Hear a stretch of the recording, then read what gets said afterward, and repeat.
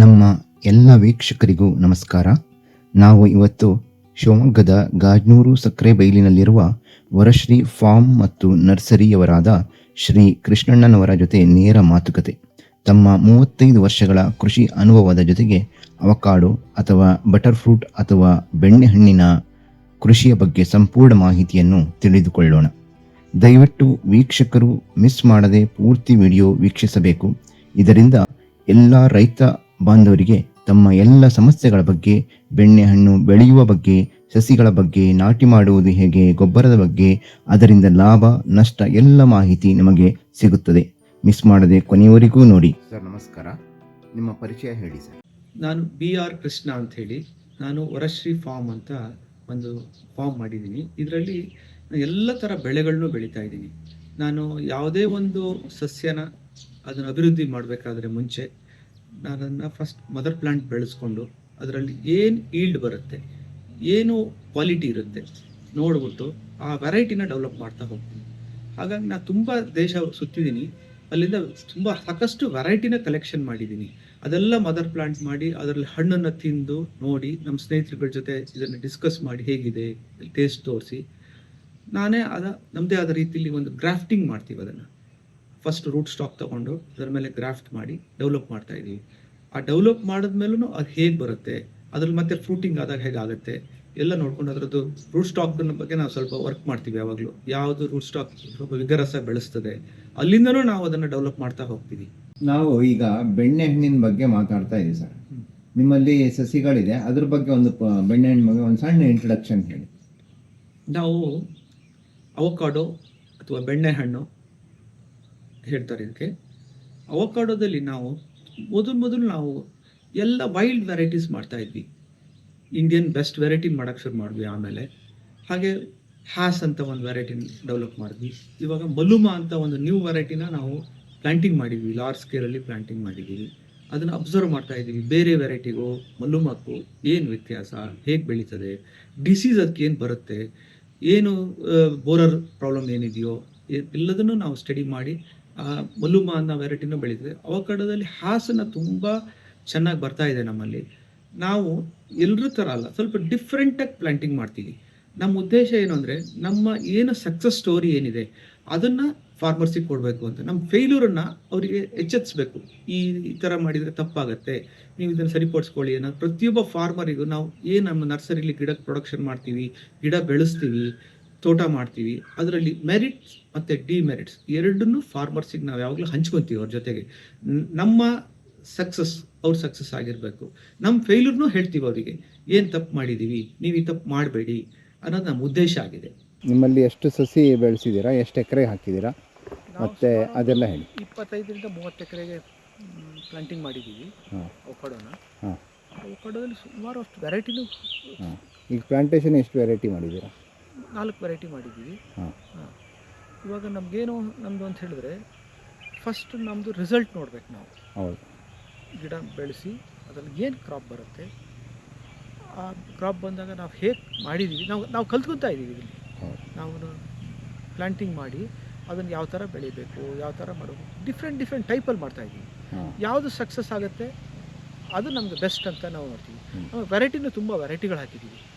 ಈ ಏರಿಯಾಗೆ ಏನು ವೆರೈಟಿ ಬರುತ್ತೆ, ಯಾವುದರಲ್ಲಿ ಹೆಚ್ಚು ಲಾಭ ಬರುತ್ತೆ, ಯಾವುದು ಚೆನ್ನಾಗಿ ಬರುತ್ತೆ, ಯಾವುದು ಕ್ವಾಲಿಟಿ ಬರ್ತದೆ, ಇದೆಲ್ಲ ನೋಡಿ ಆ ವೆರೈಟಿನ ಹೆಚ್ಚು ನಾವು ಪ್ರೊಡಕ್ಷನ್ ಮಾಡಿ ಫಾರ್ಮರ್ಸಿಗೆ ಕೊಡಬೇಕು ಅಂತ ಇದೊಂದು ಟ್ರಯಲ್ ಪ್ಲಾಟ್. ಇದು ಎಷ್ಟು ವರ್ಷ ಆಗಿದೆ ಸರ್ ಹಾಕಿ? ಈಗ 2.5 ವರ್ಷ ಆಗಿದೆ. ಈಗ ಕೆಲವೊಂದ್ರಲ್ಲಿ ಕಾಯಿ ಬಿಟ್ಟಿದೆ, ಕೆಲವೊಂದರಲ್ಲಿ ಎಲ್ಲದರಲ್ಲೂ ಹೂ ಬಿಟ್ಟಿದ್ದು ನಾವು ಕಿತ್ತಾಕಿದ್ದೀವಿ. ಇವಾಗ ಯಾವುದು ಸ್ವಲ್ಪ ಬಿಟ್ಟಿದ್ದು, ನೀವು ಫೋಟೋ ತೆಗೆದ್ರಲ್ಲ ಇವಾಗ, ಆ ಥರ ಕ್ರಾಪ್ ಹಿಡಿದಿತ್ತು. ನಾವು ಬಿಟ್ಟಿದ್ರೆ ಬಿಡ್ತಾ ಇತ್ತು. ಬಟ್ ಕ್ರಾಪ್ಗಿಂತ ನಮಗೆ ಗಿಡದ ಲೈಫ್ ಇಂಪಾರ್ಟೆಂಟ್, ಗಿಡದ ಕ್ಯಾನಪಿ ಡೆವಲಪ್ ಮಾಡೋದು ಇಂಪಾರ್ಟೆಂಟ್. 1 ವರ್ಷ ಕ್ರಾಪ್ ಕಡಿಮೆ ಕ್ರಾಪ್ ಇಲ್ದಿರೋ ಬೇಜಾರಿಲ್ಲ, ಆ ಗಿಡದ ಲೈಫ್ ಚೆನ್ನಾಗಿರಬೇಕು. ಆಮೇಲೆ ಒಳ್ಳೊಳ್ಳೆ ಬ್ರಾಂಚಸ್ ಬರಬೇಕು. ಒಂದ್ಸರಿ ಕ್ರಾಪ್ ಈಲ್ಡ್ ಜಾಸ್ತಿ ಆದಮೇಲೆ ಗಿಡಗಳೆಲ್ಲ ಬರಲಾಗ್ತದೆ. ಚಿಕ್ಕ ಗಿಡದಲ್ಲಿ ನಾವು ಕ್ರಾಪ್ ತೆಗೆದ್ರೆ ಅದಕ್ಕೆ ಆ ಉದ್ದೇಶ ನಾವೇನು ಮಾಡ್ತಾ ಇದ್ದೀವಿ, ಎಲ್ಲ ಮರ್ಸಿಲೆಸ್ ತೆಗಿತಾ ಇದ್ದೀವಿ.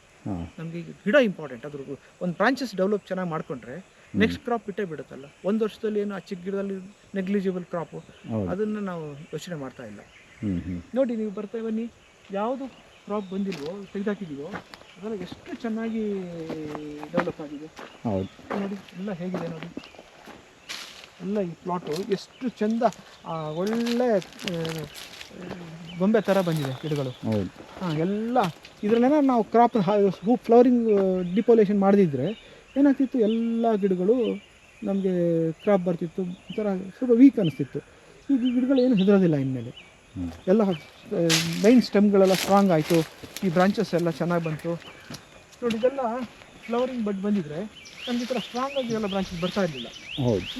ಇವತ್ತೇ ಒಂದು 6 ತಿಂಗಳು ನೀರು ಹಾಗೆಲ್ಲ ದಪ್ಪ ದಪ್ಪ ಆಗಿ ಸ್ಟ್ರಾಂಗ್ ಆಗಿಬಿಡುತ್ತೆ. ಈ ಚಿಕ್ಕ ಗಿಡದಲ್ಲಿ ನಾವು ಕ್ರಾಪ್ ತೆಗೆದ್ರೆ ಗಿಡ ವೀಕ್ ಆಗುತ್ತೆ.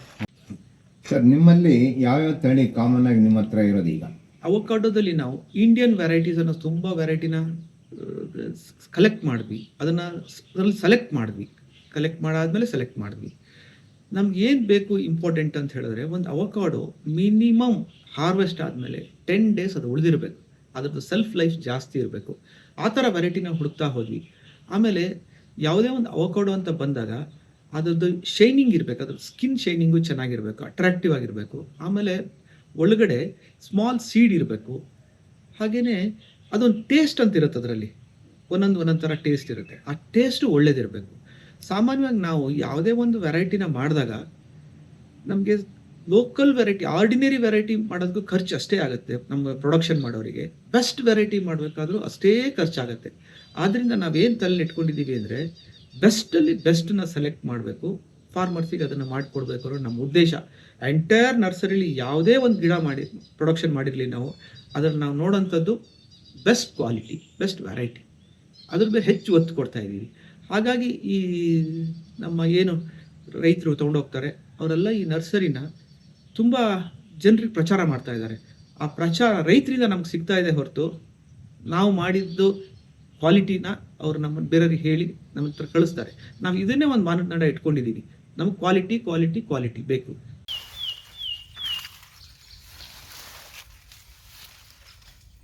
ಹ್ಯಾಸ್ ವೆರೈಟಿ ಇಷ್ಟು ದೊಡ್ಡ ಬೆಳೆದಿದೆ, ಇಲ್ಲಿ ಗ್ರಾಫ್ಟ್ ಆಗಿದೆ ಈ ಪೋರ್ಷನಲ್ಲಿ. ಇದು ಇಂಡಿಯನ್ ವೆರೈಟಿನಲ್ಲಿ ಬೆಸ್ಟ್ ವೆರೈಟಿ. ಇದು ಇಲ್ಲಿ ಗ್ರಾಫ್ಟ್ ಆಗಿದೆ, ಇದು ಗ್ರೋ ಆಗಿದೆ. ಸಾಮಾನ್ಯವಾಗಿ ಇಷ್ಟು ರೂಟ್ ಡೆವಲಪ್ ಆಗಿ ಇಷ್ಟು ಗಿಡಗಳನ್ನ ಬೆಳೆದ್ರೆ ಒಂದು ಗಿಡನೂ ಸಾಯಲ್ಲ. ಸುಮ್ಮನೆ ಒಂದು ಏನೋ ಒಂದು ಕಡ್ಡಿಗೆ ಗ್ರಾಫ್ಟ್ ಮಾಡಿದರೆ ಚಿಗುರು ಬಂದು ಕೊಟ್ಟರೆ ಅದು ಅಷ್ಟು ಸಕ್ಸಸ್ ರೇಟ್ ಕಡಿಮೆ ಇರುತ್ತೆ. ರೈತರು ತಗೊಂಡು ಹೋದ್ಮೇಲೆ ಅದನ್ನ ಹೇಗೆ ನಾಟಿ ಮಾಡಬೇಕು, ಯಾವ ಸಮಯದಲ್ಲಿ ನಾಟಿ ಮಾಡಬೇಕು, ಮತ್ತೆ ಅದಕ್ಕೆ ಏನು ಔಷಧಿ ಆಗಲಿ ಅಥವಾ ರಸಗೊಬ್ಬರ ಏನಾದರೂ ಕೊಡೋದಾದರೆ ಮುಂಚೆನೆ ಅದ್ರ ಬಗ್ಗೆ ಹೇಳಿ ಸರ್. ನಾವು ಬರೀ ಗಿಡ ಒಂದು ಕೊಟ್ಟು ಸುಮ್ಮನೆ ಇರೋದಿಲ್ಲ, ನಮ್ದೊಂದು ಟೀಮ್ ವರ್ಕ್ ಇದೆ. ಅಲ್ಲಿ ಹೇಗೆ ಮಾಡ್ತಾರೆ ಅಂತ ಹೇಳಿದ್ರೆ, ಪ್ರತಿಯೊಬ್ಬ ಫಾರ್ಮರ್ಗೂ ಏನೋ ಒಂದು ಗಿಡ ತೊಗೊಂಡು ಹೋಗ್ತೀನಿ ಅಂತ ಬರ್ತಾರೆ. ಅವಕಾಡೋ ಇರ್ಬೋದು, ಬೇರೆ ಬೇರೆ ಎಲ್ಲ ಗಿಡಗಳು ಇರ್ಬೋದು. ಅವ್ರಿಗೆ ಏನು ಮಾಡ್ತೀವಿ, ಫಸ್ಟ್ ನೀವು ಹೇಗೆ ಪಿಟ್ಟಿಂಗ್ ಮಾಡಬೇಕು, ಹೇಗೆ ಅದನ್ನು ಏನು ಸಾಯಿಲ್ ಕಾರ್ಬನನ್ನು ಕಾಂಪೋಸ್ಟನ್ನು ಹೇಗೆ ಹಾಕಬೇಕು, ಹೇಗೆ ಮೇಂಟೈನ್ ಮಾಡಬೇಕು, ಏನೇನು ಡಿಸೀಸ್ ಬರ್ಬೋದು ಅದಕ್ಕೆ ನೀವು ಹೇಗೆ ಮುನ್ನೆಚ್ಚರಿಕೆ ತಗೋಬೇಕು, ಇದನ್ನೆಲ್ಲದನ್ನು ಫಾರ್ಮರ್ಸಿಗೆ ಫಸ್ಟ್ ನಾವು ಗೈಡ್ ಮಾಡ್ತೀವಿ. ಆಮೇಲೆ ಎಷ್ಟೋ ಜನ ಫಾರ್ಮರ್ಸು ಜೌಗು ಭೂಮಿನಲ್ಲಿ ನಮ್ಮ ಹತ್ರ ಇದೆ, ಅವಕಾಡೋ ನೆಡ್ತೀವಿ, ಇನ್ನೊಂದೇನೋ ನೆಡ್ತೀವಿ ಅಂತ ಹೇಳ್ತಾರೆ. ನಾವು ಅದನ್ನು ಯಾವ ಥರ ಸಾಯಿಲ್ ಇರಬೇಕು, ಯಾವ ಥರ ಸಾಯಿಲ್ನ ನೀವು ಡೆವಲಪ್ ಮಾಡಬೇಕು, ಯಾವ ಥರ ಕೆಲವು ರೈಸಿಂಗ್ ಬೆಡ್ ಮಾಡಿ ನೆಡಬೇಕಾಗತ್ತೆ, ಅದನ್ನೆಲ್ಲ ಹೇಳ್ಕೊಟ್ಬಿಟ್ಟು ನಾವು ಆಮೇಲೆ ನಿಮ್ಗೆ ಅದಷ್ಟು ಮಾಡೋಕ್ಕೆ ಶಕ್ತಿ ಇದ್ದರೆ ಈ ಗಿಡ ತೊಗೊಂಡು ನಾಟಿ ಮಾಡಿ ಅಂತ ರೈತರಿಗೆ ನಾವು ಎಕ್ಸ್ಪ್ಲೈನ್ ಮಾಡ್ತೀವಿ. ಅವಕಾಡೋ ಅಥವಾ ಬೆಣ್ಣೆ ಹಣ್ಣು ಅಥವಾ ಬಟರ್ ಫ್ರೂಟ್ ಅಂತ ನಾವು ಏನು ಕರಿತೀವಿ, ಇದನ್ನ ಅಂತರ ಬೆಳೆಯಾಗಿ ಬೆಳೆಯಬಹುದಾ ಅಥವಾ ಇದನ್ನೇ ಸಪ್ರೇಟ್ ಆಗಿ ಏನಾದರೂ ಬೆಳಿಬೇಕಾ? ಇಲ್ಲ, ಅವಕಾಡೋ ಅಂತ ಏನಿದೆ, ಬೆಣ್ಣೆ ಹಣ್ಣು ಅಂತೀರಿ, ಅದು ಸಾಮಾನ್ಯವಾಗಿ ಸನ್ ಲವಿಂಗ್ ಪ್ಲ್ಯಾಂಟ್. ಸ್ವಲ್ಪ ಸೂರ್ಯನ ಬೆಳಕನ್ನು ಗಾಳಿನ ಸಾಕಷ್ಟು ಮಾಡ್ತದೆ. ಶೇಡಲ್ಲಿ ನೆಡಕ್ಕೆ ಬರಲ್ಲ. ಇದು ಶೇಡಲ್ಲಿ ಲ್ಯಾಂಕಿ ಆಗುತ್ತೆ, ಹೆಚ್ಚು ಕ್ರಾಪ್ ಬರೋದಿಲ್ಲ. ಆಮೇಲೆ ಜೌಗು ಭೂಮಿನಲ್ಲಿ ಇದು ಬರೋದಿಲ್ಲ. ಏನಾಗುತ್ತೆ, ಅದ್ರ ರೂಟು ಫಂಗಸ್ಸು ಅವು ಇವು ಆಗ್ತದೆ. ಹಾಗಾಗಿ ನಾವು ಅವಕಾಡೋನ ಸ್ವಲ್ಪ ರೈಸಿಂಗ್ ಬೆಡ್ ಮಾಡಿ ನೆಟ್ಟರೆ ತುಂಬ ಒಳ್ಳೆಯದು. ಸರ್, ಇದನ್ನ ಯಾವಾಗ ಅಥವಾ ಎಷ್ಟು ವರ್ಷ ಆದ್ಮೇಲೆ ನಮಗೆ ಬೆಳೆ ಸಿಗುತ್ತೆ ಒಂದ್ಸಲ ನಾವು ಬೆಳೆದ ಮೇಲೆ? ಸಾಮಾನ್ಯವಾಗಿ ಅವಕಾಡೋದಲ್ಲಿ ಪ್ಲಾಂಟ್ ಸೆಲೆಕ್ಷನ್ ತುಂಬ ಇಂಪಾರ್ಟೆಂಟ್ ಇರುತ್ತೆ. ಅದರಲ್ಲಿ ನಾವು ರೂಟ್ ಸ್ಟಾಕ್ನ ಏನು ಬಳಸ್ತೀವಿ ಅದು ಒಂದು ಇಂಪಾರ್ಟೆಂಟು. ಎರಡನೇದು, ಯಾವುದೋ ಒಂದು ಅವಕಾಡೋನ ಸೀಡ್ ತಂದ್ಬಿಟ್ಟು ಅದನ್ನು ನಾವು ಅದರಲ್ಲಿ ಡೆವಲಪ್ ಮಾಡಿದ್ರೆ ನಾಳೆ ಅದಕ್ಕೆ ಬೋರರ್ ಪ್ರಾಬ್ಲಮ್ ಬರ್ಬೋದು, ಅಥವಾ ಆ ರೂಟ್ ಸ್ಟಾಕಿಗೆ ಸ್ವಲ್ಪ ಫಂಗಸ್ ಅಟ್ಯಾಕ್ ಆಗ್ಬೋದು, ನೆಮೆಟೋಡ್ಸ್ ಬರ್ಬೋದು.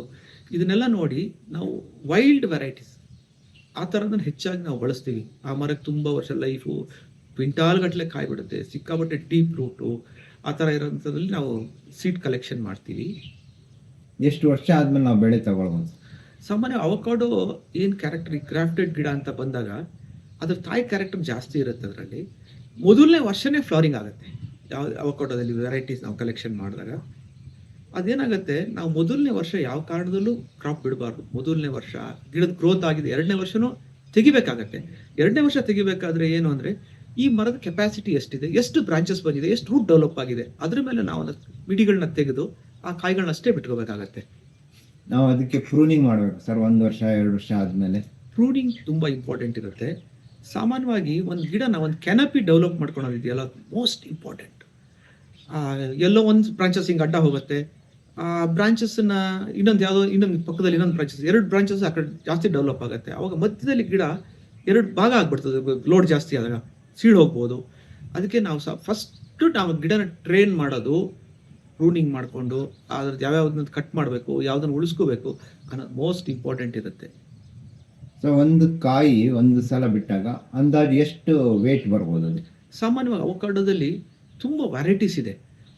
ಈಗ ಒಂದು 3/4 kg ಬರೋಂಥದ್ದಿದೆ, 1 kg ಬರೋಂಥದ್ದು ಅವಕಾಡೋ ಇದೆ. ಒಂದು ಕಾಯಿ ಅದು ಕಮರ್ಷಿಯಲ್ ಆಗಷ್ಟು ಒಳ್ಳೇದಾಗಲ್ಲ. ಈಗ ಒಂದು ಮನೇಲಿ ಒಂದು ಅವಕಾಡೋ ಅಂತ ತೆಗೆದ್ರೆ ಅದನ್ನು ಕಟ್ ಮಾಡಿ ಯೂಸ್ ಮಾಡಿ, ಮನೇಲಿ ಎಷ್ಟು ಜನ ಇರ್ತಾರೆ? 2 ಜನ ಇರ್ತಾರೆ. ಒಂದು ಹಣ್ಣು ತೆಗೆದ್ರೆ 4 ಜನ ಕುಡಿಯೋಷ್ಟು ಅದರಲ್ಲಿ ಜ್ಯೂಸ್ ಆಗುತ್ತೆ. ಹಾಗಾಗಿ ಭಾರಿ ದೊಡ್ಡ ಸೈಜಿಗೆ ನಾವು ಹೋಗೋದಕ್ಕಿಂತ ಮೀಡಿಯಂ ಸೈಜ್ ಹಾಸಿದೆ. ಸರ್, ಒಂದು ಗಿಡದಲ್ಲಿ ಎಷ್ಟು ಕಾಯಿಗಳು ನಮಗೆ ಸಿಗ್ಬೋದು? ಅಂದ್ರೆ ನಾವು ಒಂದು ಕಮರ್ಷಿಯಲ್ ಆಗಿ ನಾವು ಕ್ರಾಪ್ ತಗೊಳ್ಬೇಕು ಅಂದ್ರೆ ಈ 2 ಅಥವಾ 3 ವರ್ಷ ಆದ್ಮೇಲೆ ನಮಗೆ ಅಂದಾಜು ಎಷ್ಟು ಕಾಯಿ ಸಿಗ್ಬೋದು ನಮಗೆ?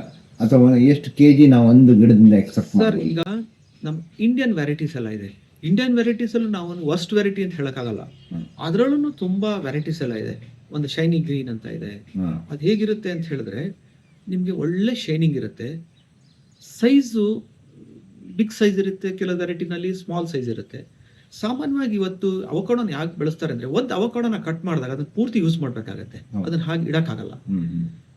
ನಾವು ನಾರ್ಮಲ್ ಸೈಜನ್ನ ನಾವು ಚಿಕ್ಕದು ಅಲ್ಲ ದೊಡ್ಡದು ಅಲ್ಲ, ಆದ್ರೆ ಸೀಡ್ ಭಾರಿ ಚಿಕ್ಕದಾಗಿರ್ಬೇಕು. ಅವಾಗ ನಮ್ಮ ಪಲ್ಪ್ ಜಾಸ್ತಿ ಸಿಗುತ್ತೆ. ಆಮೇಲೆ ಕೀಪಿಂಗ್ ಕ್ವಾಲಿಟಿ ಅಂತ ಒಂದಿರುತ್ತೆ. ಸಾಮಾನ್ಯ ಯಾರು ಮಾರ್ಕೆಟಿಗೆ ದಿವಸ ಹೋಗಕ್ಕಾಗಲ್ಲ. ಅವ್ರು ಹೋದಾಗ 1 kg ಹಣ್ಣು ತಂದಿರ್ತಾರೆ. ಆ ಒಂದು ಹಣ್ಣು 2 ಹಣ್ಣಿಗೆ 1 kg ಆಗೋಂಥದ್ದಿದೆ, 1 ಹಣ್ಣಿಗೆ 1 kg ಬರೋಂಥದ್ದಿದೆ.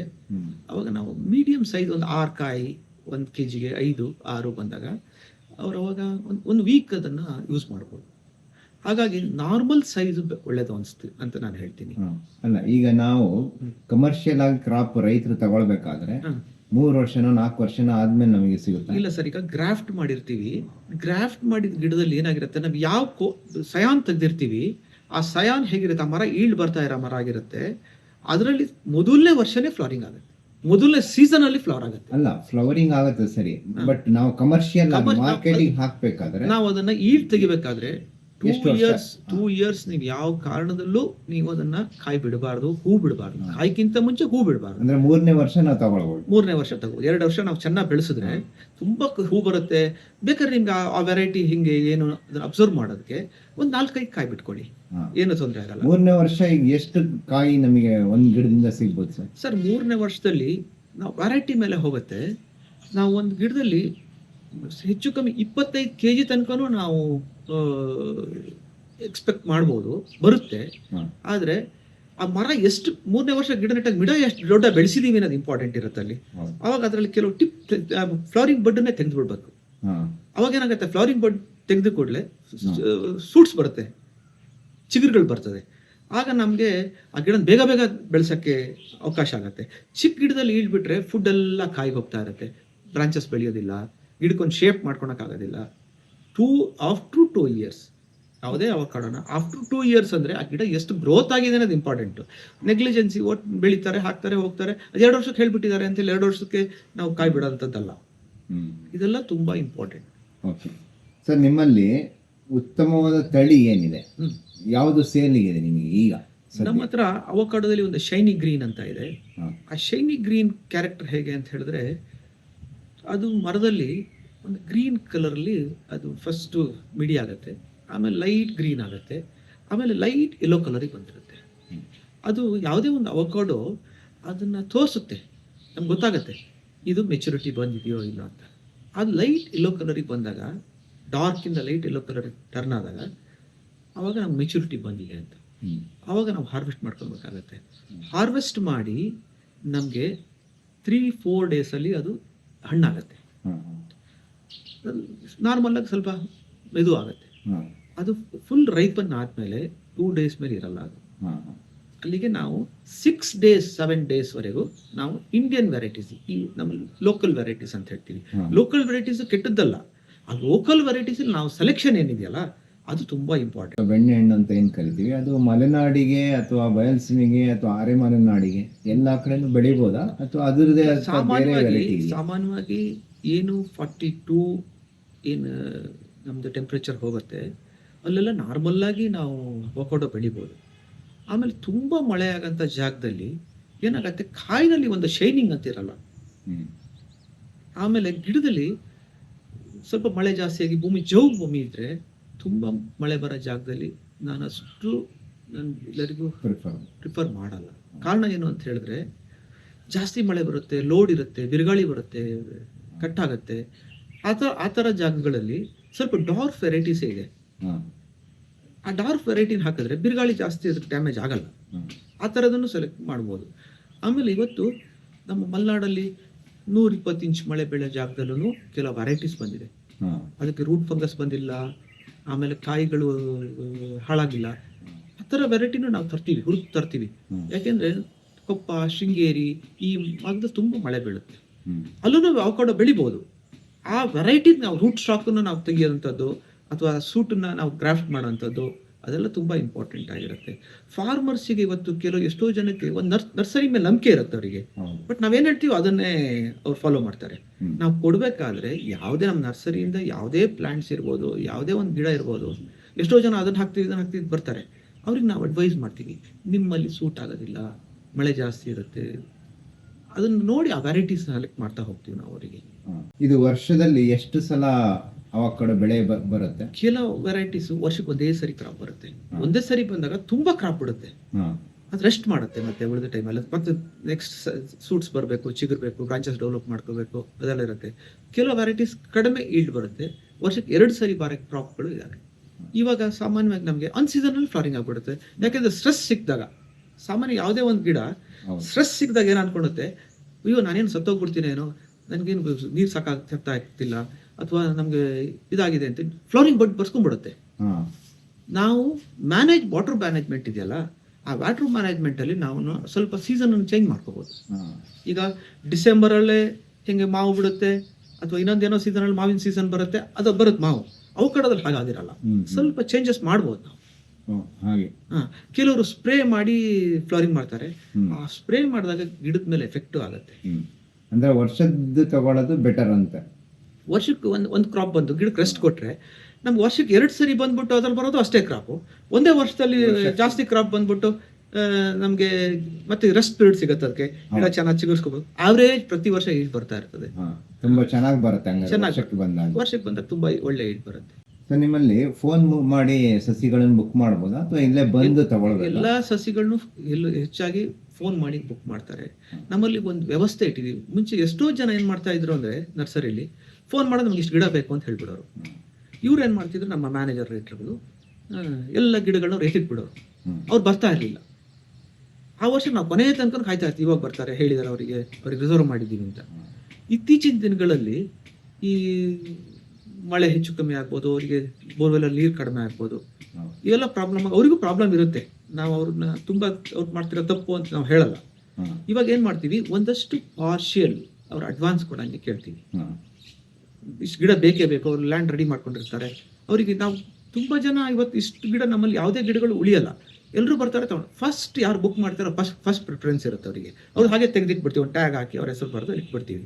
ಅವರಲ್ಲಿ ಪ್ಲಾಟ್ ರೆಡಿ ಮಾಡ್ಕೊಂಡು ನಾವು ಇಲ್ಲಿ ಗಿಡ ಕೊಟ್ಟಿಲ್ಲ ಅಂದ್ರೆ ಅವ್ರಿಗೆ 1 ವರ್ಷ ವೇಸ್ಟ್ ಆಗುತ್ತೆ. ಈಗ ಅವ್ರು ಬಂದು ತಗೊಂಡು ಹೋಗ್ಲಿಲ್ಲ ಅಂದ್ರೆ ನಮಗೂ ಆ ಗಿಡನ ವೇಸ್ಟ್ ಆಗುತ್ತೆ, ದೊಡ್ಡದಾಗಿ ಬೆಳೀತದೆ, ರೂಟ್ಸ್ ಕೆಳಗಡೆ ಹೋಗುತ್ತೆ. ಆ ಥರ ಅದೆಲ್ಲ ಆಗ್ಬೇಕಾದ್ರೆ ನಾವು ಅದನ್ನೆಲ್ಲ ಸ್ವಲ್ಪ ಫಾಲೋ ಅಪ್ ಮಾಡೋದು ಇತ್ತೀಚಿನ ದಿನಗಳಲ್ಲಿ ರೈತರು ಕಲಿಸ್ಬಿಟ್ಟಿದ್ದಾರೆ ನಮಗೆ.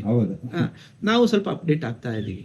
ಅಂದ್ರೆ ಅಡ್ವಾನ್ಸ್ ಕೊಟ್ಟು ಬುಕ್ ಮಾಡ್ಬೇಕು. ಅಡ್ವಾನ್ಸ್ ಕೊಟ್ಟು ಬುಕ್ ಮಾಡ್ತಾರೆ. ರೈತರಿಗಲ್ಲೇ ಈಗ ಮನೆ ಹತ್ರ ಬೆಳಿಲಿಕ್ಕೆ ಕೆಲವರು RC ಮೇಲೆ ತಾರಸಿ ಮೇಲೆ ಬೆಳಿಬೇಕು. ಸರಿ, RCC ಮೇಲೆ ಬೆಳೆಯುವಂಥದ್ದು ಏನು ಅಂತ ಹೇಳಿದ್ರೆ, ನಾವ್ ಏನ್ ಮಾಡ್ತೀವಿ ಅಂತ ಹೇಳಿದ್ರೆ, ಯಾವುದೇ ಒಂದು ಪ್ಲಾಂಟ್ಸ್ ಆಗಿರ್ಬೋದು, ಅದು ಸ್ವಲ್ಪ ಡಾರ್ಫ್ ಆಗಿ ಬೆಳೆಸಿದಾಗ, ಗ್ರೋ ಬ್ಯಾಗಲ್ಲೆಲ್ಲ ಬೆಳೆಸಿದಾಗ ಅದರಲ್ಲಿ ಈಗ ಲೆಮನ್ ಇರ್ಬೋದು, ಆ ಥರನೇ ಪ್ರಿಫರ್ ಮಾಡ್ತೀನಿ. ಇವನ್ ಮ್ಯಾಂಗೋದಲ್ಲೂ ನಮ್ಮ ಹತ್ರ ತುಂಬ ವೆರೈಟೀಸ್ ಇದೆ. ಡಾರ್ಫ್ ವರ್ಷ 2 ಸರಿ 3 ಸರಿ ಬರೋಂಥ ವೆರೈಟಿಗಳೆಲ್ಲ ಇದ್ದಾವೆ. ಅವನ್ನೆಲ್ಲ ಅವ್ರಿಗೆ ಪ್ರಿಫರ್ ಮಾಡ್ತೀವಿ. ಆಮೇಲೆ ಇದು ಅವ್ರಿಗೆ ಒಂದು ಅಡ್ವೈಸ್ ಮಾಡ್ತೀವಿ. ಇವಾಗ ಮಿಯಾಜಾಕಿ ಮ್ಯಾಂಗೋ ಬಂದಿದೆ, ನಾವೆಲ್ಲ ಡೆವಲಪ್ ಮಾಡಿದ್ದೀವಿ. ಅದು ಚಿಕ್ಕ ಗಿಡದಲ್ಲೇ ಈಳ್ ಶುರು ಆಗುತ್ತೆ, ಗ್ರೋ ಬ್ಯಾಗಲ್ಲೂ ಬೆಳಿಬೋದು. ಆಮೇಲೆ ಗ್ರೋ ಬ್ಯಾಗ್ದು ಬೇಸ್ ಇದೆಯಲ್ಲ, ಒಂದು ಸ್ವಲ್ಪ ಅಗ್ಲದಲ್ಲಿ ಇಟ್ಟಿರಿ, ಗಿಡ ಗಾಳಿ ಬಂದರೆ ಮನೆ ಟೆರೆಸಲ್ಲೂ ಗಾಳಿ ಬರುತ್ತೆ, ಬೀಳುತ್ತೆ. ಅದಕ್ಕೆಲ್ಲ ಒಂದು ಅಂದ್ರೆ ಮನೆ ಹತ್ರ ಬೆಳೆಯೋರು 1-2 ಗಿಡನ ತಗೊಂಡು ಹೋಗ್ಬೋದು. ಇವಾಗ ಸುಮಾರು ವೆರೈಟಿ, ಲೆಮನ್ ಎಲ್ಲ ಎಷ್ಟು ಬೇಕಾದ್ರೂ ಬೆಳಿಬೋದು. ಅವಕಾಡೋನು ಮೊದಲನೇ ವರ್ಷ ಈಡ್ ಬರುತ್ತದೆ. ಅವ್ರಿಗೆ ಅವಕಾಡೋ 1-2 ಬೆಳಿಬೇಕು. ಕೆಲವರಿಗೆ ಒಂಥರ ಅದು ತಿನ್ಬೇಕು ಅನ್ನೋದಕ್ಕಿಂತ ಒಂದು ವೆರೈಟಿ ಬೆಳಿಬೇಕು ಅನ್ನೋ ಆಸಕ್ತಿ ಇರುತ್ತೆ. ಅವರಿಗೂ ನಾವು ಸಪೋರ್ಟ್ ಮಾಡ್ತೀವಿ. ಸ್ವಲ್ಪ ಅರ್ಲಿ ಬೇರಿಂಗ್, ಬೇಗ ಬರೋಂಥದ್ದು ವೆರೈಟಿಗಳು, ಅವನ್ನೆಲ್ಲ ಅವ್ರಿಗೆ ಅಡ್ವೈಸ್ ಮಾಡ್ತೀವಿ. ಇದು ಪ್ಯೂರ್ಲಿ ಆರ್ಗ್ಯಾನಿಕ್ ಆಗಿ ಬೆಳಿಬೋದಾ ಸರ್? ಅವಕಾಡೋನ ಅದೊಂದು, ಈಗ ನಮ್ಮ ಕಾಡಲ್ಲಿ ಮರಗಳು ಬೆಳೀತದೆ, ಅದಕ್ಕೆ ಯಾರು ಗೊಬ್ಬರ ಹಾಕ್ತಾರೆ, ಯಾರು ಏನು? ಅವಕಾಡೋ ಏನದು ಬೇರೆ ಇಂದ್ರಲೋಕ ಚಂದ್ರಲೋಕದಿಂದ ಬಂದಿದ್ದಲ್ಲ, ಅದು ಇಲ್ಲೇ ಬೆಳೆದಿರೋಂಥದ್ದು. ಅದರಲ್ಲಿ ವೆರೈಟೀಸನ್ನು ನಾವು ಕಲೆಕ್ಷನ್ ಮಾಡಿ ಅದನ್ನು ಗ್ರಾಫ್ಟ್ ಮಾಡಿರ್ತೀವಿ ಅಷ್ಟೇ. ಬೇರೆ ಬೇರೆ ಮಲ್ಲುಮ, ಹಾಸು, ಇನ್ನೊಂದು ವೆರೈಟಿ ಶೈನಿ ಗ್ರೀನು, ಲ್ಯಾಂಬ್ ಹಾಸು, ಏನೋ ಒಂದು 108 ವೆರೈಟಿಗಳಿದ್ದಾವೆ. ಅದನ್ನೆಲ್ಲ ನಾವು ಯಾವ್ದು ಚೆನ್ನಾಗಿ ಬರುತ್ತೆ, ಯಾವ್ದು ಬರುತ್ತೆ, ಏನು ಎತ್ತ ಅಂತೇಳಿ ಅದನ್ನ ತೆಗೆದು ವೈಲ್ಡ್ ಅವಕಾಡೋ, ರೂಟ್ ಸ್ಟಾಕ್ ತುಂಬ ಸ್ಟ್ರಾಂಗ್ ಇರೋಂಥದ್ದು ಯಾವ್ದಾರ ಒಂದು ವೆರೈಟಿನ, ಕೆಲವು ಅವಕಾಡೋ ತಿನ್ನೋಕ್ಕೆ ಬರೋದಿಲ್ಲ, ಆದರೆ 50-60 ವರ್ಷ ಆಗಿದೆ, ಟನ್ ಗಟ್ಟಲೆ ಕ್ರಾಪ್ ಬಿಡುತ್ತೆ, ರೂಟ್ ಅಷ್ಟು ಆಕ್ಟಿವ್ ಆಗಿರುತ್ತೆ. ಆ ಥರ ಸೀಡ್ ಸೆಲೆಕ್ಷನ್ ಮಾಡೋಕ್ಕೆ ಮಾಡ್ತೀವಿ. ಅಲ್ಲಿ ಹೋಗಿ ಅವ್ರ ಹತ್ರ ಫ್ರೂಟನ್ನೇ ಪರ್ಚೇಸ್ ಮಾಡ್ತೀವಿ. ಯಾರು ಬೀಜ ಕೊಡಿ ಅಂತ ಯಾರು ಕೊಡಾಗ ಒಂದು ತಿಂಗಳಿಗೆ ಎಸಿತಾರೆ. ನಮಗೆ ಲಕ್ಷಗಟ್ಟಲೆ ಬೀಜ ಬೇಕಾದಾಗ ನಾವು ಆ ಥರ ಮರಗಳನ್ನ ಸೆಲೆಕ್ಟ್ ಮಾಡ್ಕೊಂಡಿರ್ತೀವಿ. ನಮ್ಮಲ್ಲೂ ನಾವು ಆ ಥರ ವೈಲ್ಡ್ ವೆರೈಟೀಸ್ ಹಾಕಿದ್ದೀವಿ. ನಾವು ಕಮರ್ಷಿಯಲ್ ಅಲ್ಲ, ನಾವು ಸೀಡ್ಗೋಸ್ಕರ, ನಾವು ಗಿಡ ಹಣ್ಣು ಮಾಡಿ ಮಾರಬೇಕು ಅಂತಲ್ಲ. ಅದರಲ್ಲಿ ತೆಗೆದಾಗ ನಮ್ಮದು ಫ್ರೂಟ್ ಸ್ಟಾಕ್ ತುಂಬ ಸ್ಟ್ರಾಂಗ್ ಇರುತ್ತೆ. ಅದ್ರ ಮೇಲೆ ನಾವು ಗ್ರಾಫ್ಟ್ ಮಾಡಿದಾಗ ಲೈಫ್ ಜಾಸ್ತಿ ಇರುತ್ತೆ. ಕೆಲವು ರೂಟ್ ಫಂಗಸ್ಸು ಅದು ಇದೆಲ್ಲ ರೆಸಿಸ್ಟೆಂಟ್ ವೆರೈಟೀಸ್ ಇರುತ್ತೆ. ಆ ಥರ ಕಲೆಕ್ಷನ್ ಮಾಡ್ತೀವಿ. ಸರ್, ಎಷ್ಟು ಒಂದು ಎಕರೆಗೆ ಎಷ್ಟು ಗಿಡಗಳನ್ನ ಸಾಮಾನ್ಯವಾಗಿ ನಾವಿವಾಗ ಹಾಸ್ ವೆರೈಟಿನೆಲ್ಲ ನಾವು ಒಂದು ಎಕರೆನಲ್ಲಿ ನಾವು ಒಂದು 200 ತನಕನೂ ಪ್ಲಾಂಟಿಂಗ್ ಮಾಡ್ತೀವಿ. 180-200 ತನಕ. ಅಂದ್ರೆ ಎಷ್ಟು ಅಂತರ ದಾಯ ಇರಬೇಕು? ನಾವು ಇವಾಗ 14x14 ನಾವು ಆ ಫೇಸಿಂಗ್ ನಾವು ಇಟ್ಕೊಂಡಿದ್ದೀವಿ. ಯಾಕೆಂದರೆ ಸ್ವಲ್ಪ ಯಾವುದೇ ಒಂದು ಈ ಅವಕಾಡೋ ಈ ಥರ ಎಲ್ಲ ಹೈ ಈಲ್ಡ್ ಬಿಡೋಂಥದ್ದು ಒಂದ್ಸರಿ ಸಿಕ್ಕಾಪಟ್ಟೆ ಕ್ರಾಪ್ ಬಂದಾಗ ಕೆಲವು ಬ್ರಾಂಚಸನ್ನು ಪ್ರೂನ್ ಮಾಡಬೇಕಾಗತ್ತೆ ಹೊಸ ಫ್ರೂಟ್ಸ್ ತೊಗೊಳಕ್ಕೆ. ಹಾಗಾಗಿ ಆ ಸ್ಪೇಸಿಂಗ್ ಇಟ್ಟಾಗ ನಾವು ನಮ್ಗೆ ಏನಾಗುತ್ತೆ, ಆಮೇಲೆ ವಿಂಡ್ ಪ್ರಾಬ್ಲಮ್ ಇರುತ್ತೆ. ಕೆಲವು ಟೈಮ್ ತುಂಬ ಲಾಂಗ್ ಅಲ್ಲೆಲ್ಲೋ ಇಲ್ಲೆಲ್ಲೋ ಹಾಕ್ಬಿಟ್ವಿ ಅಂದರೆ ಗಾಳಿ ಬಂದಾಗ ಲೋಡ್ ಜಾಸ್ತಿ ಇದ್ದಾಗ ಕ್ರಾಪ್, ಕೆಲವು ವೆರೈಟೀಸ್ ನಮಗೆ ಮೇ ಜೂನಲ್ಲಿ ಕ್ರಾಪ್ ಬರುತ್ತೆ. ಮೇ ಜೂನಲ್ಲಿ ಸ್ವಲ್ಪ ಗಾಳಿ ಬೀಸುತ್ತೆ. ಸಾಮಾನ್ಯವಾಗಿ ನಾವು ಏನು ಗಿಡ ಕೊಡಬೇಕಾದ್ರೆ ಎಲ್ಲ ಫಾರ್ಮರ್ಸಿಗೆ ಒಂದು ಅಡ್ವೈಸ್ ಅಂತ ಕೊಡ್ತೀವಿ. ನಮ್ಮದು ಕೆಲವು ಹಾಳು ಮಾಡ್ಕೊಂಡಿದ್ದೀವಿ, ಅದನ್ನೆಲ್ಲ ನಾವು ಸ್ವಲ್ಪ ಅವ್ರಿಗೆ ಅಡ್ವೈಸ್ ಮಾಡ್ತೀವಿ. ಸರ್, ನೀರಿನ ನಿರ್ವಹಣೆ ಹೇಗೆ ಮಾಡ್ಬೋದು? ಅಂದ್ರೆ ಸ್ಪ್ರಿಂಕ್ಲರ್ ಬೆಟರ್ ಅಥವಾ ಸ್ಪ್ರಿಂಕ್ಲರ್ ಆಗಲ್ಲ ಸರ್. ಯಾಕೆ ಅಂತ ಹೇಳಿದ್ರೆ ನಾವು ಸ್ಪ್ರಿಂಕ್ಲರ್ ಒಂದು ಸಿಸ್ಟಮ್ ಅಂತ ಮಾಡ್ಕೊಂಡಿರ್ತೀವಿ. ಆಲ್ಟರ್ನೇಟ್ ಸಿಸ್ಟಮ್ ಇರಲ್ಲ. ಫ್ಲವರಿಂಗ್ ಆಗುತ್ತೆ. ಫ್ಲವರಿಂಗ್ ಆದಾಗ ನೀರು ಬೇಕು. ಆ ನೀರು ಬೇಕಾದಾಗ ಸ್ಪ್ರಿಂಕ್ಲರ್ ಹೊಡೆದ್ರೆ ಆ ನೀರಿನ ಹನಿಗಳು ಫ್ಲವರಿಂಗ್ ಬಡ್ ಮೇಲೆ ಬೀಳುತ್ತೆ. ಫ್ಲವರ್ಸ್ ಪಾಲಿನೇಷನ್ ಆಗೋ ಟೈಮಲ್ಲಿ ಅದೆಲ್ಲ ವಾಶ್ ಆಗುತ್ತೆ. ಅವಾಗ ಕ್ರಾಪ್ ಫೇಲ್ಯೂರ್ ಆಗುತ್ತೆ. ಅಂದ್ರೆ ಡ್ರಿಪ್ ಬೆಟರ್ ಅಂತೀರ? ಡ್ರಿಪ್ಪು ಅಥವಾ ಫ್ಲಡ್ಡು. ಆಮೇಲೆ ಈಲ್ಡ್ ಎಲ್ಲ ಚೆನ್ನಾಗಿ ಎರಡು ಆಪ್ಷನ್ ಮಾಡ್ಕೋಬಹುದು. ಬೇಕಾದ್ರೆ ನೀರಿನ ಅವಶ್ಯಕತೆ ಜಾಸ್ತಿ ಇದ್ರೆ ಫ್ಲಡ್ ಮಾಡ್ಬೋದು. ಡ್ರಿಪ್ಪರ್ ಸಂಖ್ಯೆನ ಜಾಸ್ತಿ ಮಾಡಿ ಹವರ್ಸ್ ಜಾಸ್ತಿ ಮಾಡ್ಬೋದು. ಫಸ್ಟ್ ನಾವು ಪ್ರಾರಂಭದಲ್ಲಿ ಒಂದು ಗಿಡ ನೆಡ್ತೀವಿ, 1 ಡ್ರಿಪ್ಪರ್ ಸಾಕಾಗತ್ತೆ. ಆಮೇಲೆ 2 ಹಾಕ್ತೀವಿ, ಇಲ್ಲ 2 ಲೈನ್ ಎಳಿತೀವಿ, 2 ಲೈನ್ ಎಳಿತೀವಿ. ಡ್ರಿಪ್ಪೇ ಮಾಡಬೇಕು, ಕಡಿಮೆ ನೀರಿದ್ದವರು ಆ ಥರ ಮಾಡಬೇಕು ಅಂದರೆ ಈ ಥರ ನಾವು ವ್ಯವಸ್ಥೆನೂ ಮಾಡ್ಕೋಬಹುದು. ನೀವು ಒಂದು ಸಲಕ್ಕೆ ಎಷ್ಟು ಸಪ್ಲೈ ಮಾಡಕ್ಕೆ ರೆಡಿ ಇದ್ದೀರಾ? ಯಾವುದು? ಅವಕಾಡೋ ಸರ್, ನಾವಿವಾಗ ನ್ಯೂ ವೆರೈಟೀಸ್ ಎಲ್ಲ ಇಂಪೋರ್ಟ್ ಮಾಡಿ, ಈಗ ನನ್ನ ಮಗ ಬೇರೆ ಕಂಟ್ರಿಲಿ ಫುಡ್ ಪ್ರೊಸೆಸಿಂಗು, ವ್ಯಾಲಿಡೇಷನ್, ಮಾರ್ಕೆಟಿಂಗ್ ಮೇಲೆ ಅವನು ಸ್ಟಡಿ ಮಾಡಿ ಬಂದಿರೋದು. ನೆದರ್ಲ್ಯಾಂಡ್ಸಿಂದ ಬಂದಿವೆ. ನೀವು ಒಂದು BSc AG ಮುಗಿಸಿ ಅಲ್ಲಿ ಹೋಗಿ ಎಲ್ಲ ಸ್ಟಡಿ ಮಾಡಬೇಕು, ಹೈಯರ್ ಸ್ಟಡಿ ಎಲ್ಲ ಮಾಡಿ ಬಂದಿದ್ದಾನೆ. ಅವನು ಕನಸು ಏನು ಅಂತ ಹೇಳಿದ್ರೆ, ಈಗ ನಾನು ಒಂದು ಲೆವೆಲಲ್ಲಿ ನಾನು ನನ್ನ ಹೆಂಡತಿ ನರ್ಸರಿನ ಡೆವಲಪ್ ಮಾಡ್ಕೊಂಡು ಹೋದ್ವಿ. ಅವನು ಸ್ಟಡಿ ಮಾಡಿ ಬಂದ. ಅದು ರೂಟ್ ಸ್ಟಾಕ್ ಅಂದರೆ ಏನು, ರೂಟ್ ಸ್ಟಾಕ್ ಯಾಕೆ ಹಾಕಬೇಕು, ಯಾವ ಫ್ರೂಟ್ಸನ್ನ ಯಾವ್ದು ಈಗ ನಾವು ಸಾಮಾನ್ಯ ಹಿಂದೂ ಒಂದ್ಸರಿ ಮುಂದೆ ಹೇಳಿದ್ದೀನಿ, ಯಾವುದೇ ಒಂದು ವೆರೈಟಿ ನಮಗೆ ಒಂದು ಡೆವಲಪ್ ಮಾಡಬೇಕಾದ್ರೆ ಅದ್ರ ಗ್ರಾಫ್ಟಿಂಗು ಮತ್ತೊಂದು ಡೆವಲಪ್ ಮಾಡೋದಕ್ಕೆ ಎಷ್ಟು ಖರ್ಚಾಗುತ್ತೆ. ವೈಲ್ಡ್ ವೆರೈಟಿನ ಗ್ರಾಫ್ಟ್ ಮಾಡಿ ರೈತರಿಗೆ ಕೊಟ್ಟರು ಅಷ್ಟೇ ಖರ್ಚಾಗುತ್ತೆ, ಬೆಸ್ಟ್ ವೆರೈಟಿ ಮಾಡಿಕೊಟ್ರು ಅಷ್ಟೇ ಖರ್ಚಾಗುತ್ತೆ. ಆದರೆ ನಾವು ಮದರ್ ಪ್ಲಾಂಟ್ ತಂದಿದ್ದು ಅದು ತುಂಬ ಎಕ್ಸ್ಪೆನ್ಸಿವ್ ಇರುತ್ತೆ, ಆಯಿತಾ? ಅದ್ರ ರೇಟ್ ವ್ಯತ್ಯಾಸ ಇರುತ್ತೆ. ಹಾಗೆ ಯಾಕೆ ಈ ಹೊಸ ವೆರೈಟಿಗಳನ್ನ ನಾವು ಸುಮ್ಮನೆ ಎಲ್ಲೋ ಹೇಳ್ತಾರೆ ಯಾವುದೋ ಒಂದು ಕಂಟ್ರಿ ಡೆವಲಪ್ ಮಾಡೋದು, ಅದನ್ನು ತಂದು ಒಂದು ಸ್ವಲ್ಪ ಗಿಡ ನೆಟ್ಬಿಟ್ಟು ಒಂದು 3-4 ಇಯರ್ಸ್ ಅದನ್ನು ಸ್ಟಡಿ ಮಾಡಿ, ಆಮೇಲೆ ಇದು ಕೀಪಿಂಗ್ ಕ್ವಾಲಿಟಿ ಇದೆ, ಆಮೇಲೆ ಹೆಚ್ಚು ದಿವಸ ಇಡ್ಬೋದು, ಇದರ ಪಲ್ಪ್ ಚೆನ್ನಾಗಿದೆ, ಇದರ ಆಯಿಲ್ ಕಂಟೆಂಟ್ ಚೆನ್ನಾಗಿದೆ, ಟೇಸ್ಟ್ ಇದೆ, ಇದೆಲ್ಲ ನೋಡಿದ್ಮೇಲೆ ಆ ವೆರೈಟಿನ ಡೆವಲಪ್ ಮಾಡೋದು ಶುರು ಮಾಡ್ತೀವಿ. ಸಾಮಾನ್ಯ ಫಾರ್ಮರ್ಸು, ಸಾವಿರಾರು ಫಾರ್ಮರ್ಸ್, ಲಕ್ಷದ ಗಟ್ಟಲೆ ನಮ್ಮ ಹತ್ರ ರೆಗ್ಯುಲರ್ ಕಸ್ಟಮರ್ಸ್ ಇದ್ದಾರೆ. ಈ ಒಂದು ನರ್ಸರಿ ಅಂದರೆ ಒಂದು ನಂಬಿಕೆ ಅನ್ನೋದು ಬೇಕು. ನಾವು ಫಾರ್ಮರ್ಸಿಗೆ ಕೊಡಬೇಕಾದ್ರೆ ಒಂದೊಂದು ಗಿಡ ಬೆಳೆಸ್ಬೇಕಾದ್ರೂ ಯೋಚನೆ ಮಾಡಬೇಕು. ಅವ್ರು 50 ವರ್ಷ 60 ವರ್ಷ ಅವ್ರು ಬೆಳೀತದೆ. ನಾವು ಪ್ರತಿಯೊಂದು ಗಿಡನೂ ಬೆಸ್ಟಲ್ಲಿ ಬೆಸ್ಟ್ ಮಾಡಿಕೊಟ್ರೆ ಒಳ್ಳೇದಾಗುತ್ತೆ. ಅವರು ಈಗ ನಾವು ಪ್ರಚಾರ ಮಾಡ್ತಾ ಹೋಗಲ್ಲ ನರ್ಸರಿನ. ಒಬ್ಬ ರೈತ ಎಲ್ಲೋ ತೊಗೊಂಡು ನೆಟ್ಟಿರ್ತಾನೆ, 100 ಜನ ರೈತರಿಗೆ ಅವ್ರು ಹೇಳ್ತಾರೆ. ಹೌದೌದು, ಆ ಥರ ಮಾಡ್ಕೊತ ಹೋದಾಗ ಈ ನರ್ಸರಿಗೆ ಒಂದು ಎಷ್ಟು ದಿವಸ ಮಾಡೋಕ್ಕಾಗುತ್ತೋ ಏನೋ ಗೊತ್ತಿಲ್ಲ ನನಗೆ. ಈ ನರ್ಸರಿನ ಇದ್ದಷ್ಟು ದಿವಸ ನಾವು ತುಂಬ ಒಳ್ಳೆ ವೆರೈಟಿನ ಮಾಡ್ಕೊಡ್ಬೇಕು. ಯಾವುದೋ ಕಂಟ್ರಿಗೆ ಹೋಗಿರ್ತೀವಿ, ಯಾವುದೋ ಒಂದು ಗಿಡ ತರ್ತೀವಿ, ಹೇಗೋ ತರ್ಸ್ಕೊತೀವಿ, ಅದನ್ನು ಮದರ್ ಪ್ಲಾಂಟ್ ಮಾಡ್ತೀವಿ, ಅದ್ರ ಫ್ರೂಟಿಂಗ್ ಹೇಗಿದೆ, ಟೇಸ್ಟ್ ಇದೆ ನೋಡ್ತಾರೆ, ಮತ್ತೆ ಅದನ್ನು ಕ್ರಾಫ್ಟಿಂಗ್ ಮಾಡೋಕ್ಕೆ ಶುರು ಮಾಡ್ತೀವಿ. ವೆರೈಟೀಸ್ ಮಾಡ್ತಾ ಹೋಗ್ತೀವಿ. ಅಂದ್ರೆ ರೈತರಿಗೆ ನೀವು ಸಾವಿರಾರು ಗಟ್ಟಲೆ ಬೇಕಾದ್ರೆ ಸಪ್ಲೈ ಮಾಡಕ್ಕೆ ರೆಡಿ ಇದೆ. ನಾವು ಇವಾಗ ಫಸ್ಟ್ ಎಲ್ಲ ಕಡಿಮೆ ಮಾಡ್ತಾ ಇದ್ವಿ. ನರ್ಸರಿ ಸ್ಟಾರ್ಟ್ ಜೂನ್ ಜುಲೈನಲ್ಲಿ ಎಲ್ಲ ಖಾಲಿ ಆಗ್ಬಿಡ್ತಿತ್ತು. ಇವಾಗ ಏನ್ ಮಾಡ್ತಿದ್ವಿ, ಸ್ವಲ್ಪ ಲಾರ್ಜ್ ಸ್ಕೇಲಲ್ಲಿ ನಮ್ಮ ಹತ್ರ ಮದರ್ ಪ್ಲಾಂಟು, ಸಯಾನು ಎಲ್ಲ ಸಿಗ್ತಾ ಇರೋದ್ರಿಂದ ಈಗ ಜಾಸ್ತಿ ಮಾಡ್ಕೊಡ್ಬೋದು. ನಾವು ಆಲ್ಮೋಸ್ಟ್ ಇವಾಗ ಹೇಗೆ ಮಾಡಿದ್ದೀವಿ ಅಂದರೆ, ಯಾವುದೋ ಒಂದು ಫಾರ್ಮರು ಅವ್ರು ಸಾಮಾನ್ಯವಾಗಿ ಅವ್ರು ಫೀಲ್ಡ್ ರೆಡಿ ಮಾಡ್ಕೊಂಡಿರ್ತಾರೆ, ಒಂದಿಷ್ಟು ಗಿಡ ಮಾಡಬೇಕು, ಇವ್ರ ಹತ್ರ ನಮ್ಗೆ ಕೊಟ್ಟೆ ಕೊಡ್ತಾರೆ ಅಂತ. ನಾವೇನು ಮಾಡ್ತೀವಿ, ಅದನ್ನು ಅವ್ರಿಗೆ ಎಷ್ಟು ಬೇಕೋ ಅಷ್ಟನ್ನು, ಎಷ್ಟು ಜನ ಬುಕ್ ಮಾಡ್ತಾರೆ ಅದನ್ನು ಅಷ್ಟು ಮಾಡೇ ಮಾಡ್ತೀವಿ. ಅವ್ರಿಗೆ ಎಷ್ಟು ಗಿಡ ಕೊಡೋಕ್ಕೆ ಪ್ರಯತ್ನ ಪಟ್ಟಿರ್ತೀವಿ. ಅದ್ರಲ್ಲಿ ಎಕ್ಸಸ್ ಮಾಡಿರ್ತೀವಲ್ಲ, ಅದು ಯಾರಾದರೂ ಬಂದವರಿಗೆ ಸಿಗ್ತದೆ.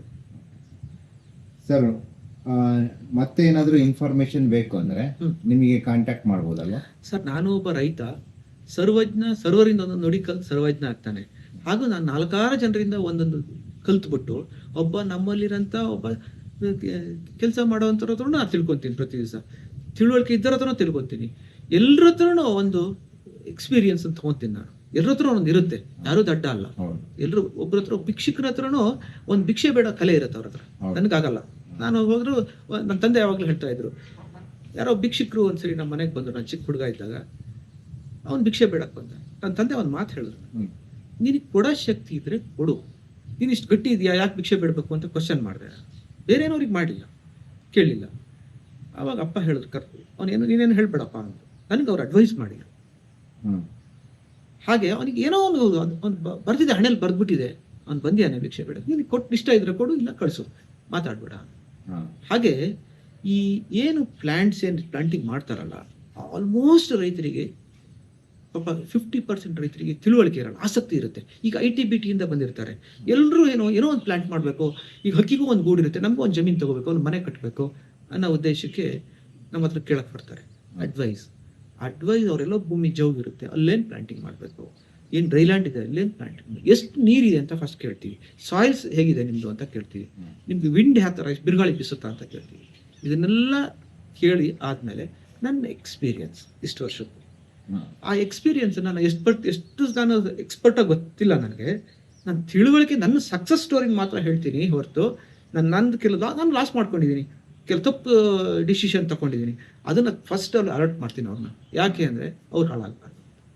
ಒಂದು ಗಿಡ ನನ್ನ ಹತ್ರ ತಗೊಂಡು ಹೋದ್ರು ಒಬ್ಬ ರೈತ, ಅವ್ನು ಕೊಟ್ಟು ದುಡ್ಡು ನನಗೆ ಬರುತ್ತೆ, ನಾನು ಕೊಟ್ಟು ಗಿಡ ಅವ್ನು ಬೆಳೆಸ್ತಾನೆ. ಹಾಗೆ ನಮ್ಗೆ ಎಷ್ಟೋ ಗಿಡಗಳನ್ನ ಪ್ರೊಡಕ್ಷನ್ ಮಾಡಿದಾಗ ಯಾವುದು ನೆಡಕ್ಕೆ ಯೋಗ್ಯ ಇಲ್ಲ, ಅದನ್ನು ಯಾವತ್ತೂ ಡಿಸ್ಟ್ರಾಯ್ ಮಾಡ್ತೀವಿ ಹೊರತು ನಾವು ಯಾರಿಗೂ ರೈತರಿಗೆ ಕೊಡಲ್ಲ. ಈಗ ರೈತರು ಕಾಲ್ ಮಾಡೋದಾದ್ರೆ ಯಾವ ಟೈಮಿಂಗ್ಸ್ ಏನಾದರೂ ಇದೆಯಾ? ಈಗ ನನಗೇನಾಗುತ್ತೆ ಅಂದರೆ, ನಾನು ಸ್ವಲ್ಪ ಬ್ಯುಸಿ, ನಾನು ರೈತಾಪಿ ಮಾಡ್ತೀನಿ, ಕೆಲವು ಜನರಿಗೆ ಅಡ್ವೈಸ್ ಮಾಡ್ತೀನಿ, ಎಲ್ಲದೂ ಮಾಡ್ತಾ ಇದ್ದಾಗ ನಾನು ಹೇಗಿರುತ್ತೆ, ಒಂದು ಕಾಲು ನಮ್ಮ ಮ್ಯಾನೇಜರಿಗೆ ಹೋಗುತ್ತೆ, ರೈಟ್ರಿಗೆ ಹೋಗುತ್ತೆ, ನನಗೆ ಬರುತ್ತೆ, ಎಲ್ರಿಗೂ ಕಾಲ್ ಆಗ್ತಿರ್ತದೆ. ನಾನು ಎತ್ತಲಿಲ್ಲ ಅಂದರೆ ಇಮಿಡಿಯೇಟ್ ಎತ್ತುತ್ತಾರೆ ಅವರು. ಯಾರು ಈಗ ಬೇಗ ಎತ್ತಬೇಕು, ಯಾರು ಆಮೇಲೆ ಎತ್ತಬೇಕು ಅನ್ನೋದೇನು ಇರಲ್ಲ. ಯಾರು ಅವ್ರು ಎತ್ಕೊಂಡು ಅವ್ರಿಗೆ ಇಲ್ಲ ನಂಗೆ ಮತ್ತೆ ಕನೆಕ್ಟ್ ಮಾಡ್ತಾರೆ. ನಾನೇ ಬೇಕು ಅಂದರೆ ನಾನು ಇಮಿಡಿಯೇಟ್ ನನ್ನ ನಂಬರ್ ಕೊಟ್ಟು ಅದಕ್ಕೆ ಮಾಡಿ ಅಂತಾರೆ. ಆ ಥರ ವ್ಯವಸ್ಥೆ ಇಟ್ಕೊಂಡಿದ್ದೀನಿ. ಏನೇ ಒಂದು ಗಿಡದಲ್ಲಿ ಕಾಯಿಲೆ ಬಂತು, ಏನೋ ರೋಗ ಬಂತು, ರುಜಿನೆ ಬಂತು, ಏನೋ ಬಂದೇ ಬರುತ್ತಲ್ಲ, ಯಾವುದೋ ಒಂದು ಗ್ರೋತ್ ಆಗಲಿಲ್ಲ, ಅದೆಲ್ಲ ಸಾಕಷ್ಟು ಪ್ರಶ್ನೆಗಳನ್ನ ಫೋಟೋ ಕಳಿಸ್ತಾರೆ, ಇಲ್ಲ ಆ ಎಲೆ ಹಿಡ್ಕೊಂಬರ್ತಾರೆ, ಗಿಡಗಳನ್ನ ಹಿಡ್ಕೊಂಬರ್ತಾರೆ. ನಾವು ಅದನ್ನೆಲ್ಲ ನಮ್ಗೆ ತಿಳಿದಿದ್ದನ್ನು ನಾವು ಹೇಳ್ತೀವಿ. ಇದ್ರೆ ನಮ್ಮ ಯೂನಿವರ್ಸಿಟಿಗಾಗಲಿ ಹೋಗಿ ಅಡ್ವೈಸ್ ಮಾಡ್ತೀವಿ. ಅಲ್ಲೆಲ್ಲ ನಮ್ಮ ಪರಿಚಯಸ್ಥರು ಇರ್ತಾರೆ, ಅವರಿಗೆಲ್ಲ ಯಾರಿಗೆ ಬರ್ತಾ ಇದ್ದಾರೆ ಒಂದು ಅಡ್ವೈಸ್ ಮಾಡಿ ಅಂತ.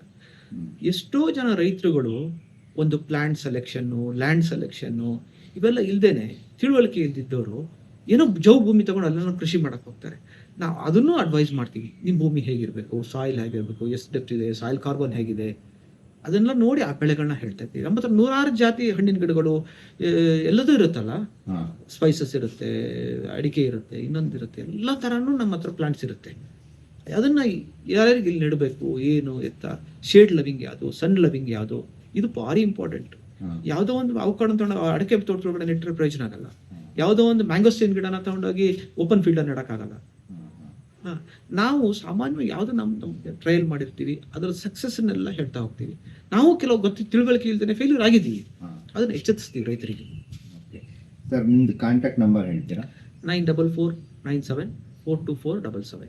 ಸರ್, ಕೊನೆಯದಾಗಿ ರೈತರಿಗೆ ಬಟರ್ ಫ್ರೂಟ್ ಬಗ್ಗೆ ಏನೇನು ಹೇಳಲಿಕ್ಕೆ ಬಯಸ್ತೀರಾ? ನಾನು ಏನು ಹೇಳ್ತೀನಿ ಅಂತ ಹೇಳಿದ್ರೆ, ಸಣ್ಣ ಫಾರ್ಮರ್ಸಿಗೆ ಇದೊಂದು ಹೆಲ್ತಿ ಫುಡ್.